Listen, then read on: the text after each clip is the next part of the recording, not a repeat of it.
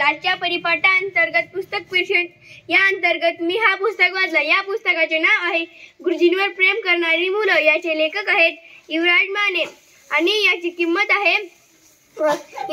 आहे 120 रुपये।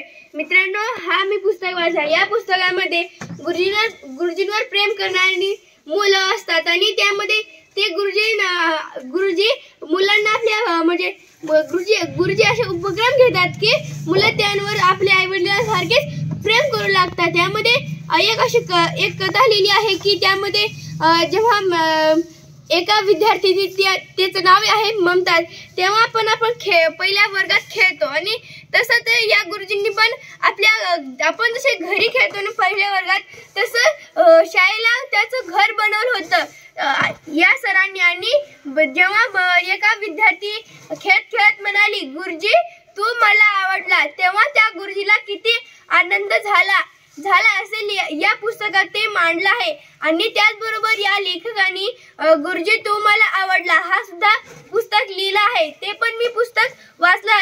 इतकं उत्कृष्ट हा तो पुस्तक पण सुद्धा आहे। आणि हे लेखक म्हणजेच आमचेच गुरुजी आहेत आणि आम्हीच या पुस्तकामध्ये लिहिलं गेलं आहे आणि आमच्या विषय ज्यामध्ये मांडलं गेलं आहे। आणि यामध्ये लिहिलं आहे की आपल्या वडिलांची कमाई कशी हरपते आणि कशी अजून परत येते, आणि गुरुजीची किमया, गुरुजींवर प्रेम करणारी मुलं, हे इतकं छान यामध्ये लिहिलं आहे। आणि यामध्ये 9 कथा आहेत, ते पण इतक्या उत्कृष्ट आहेत आणि आपण हा पुस्तक वाचला पाहिजे।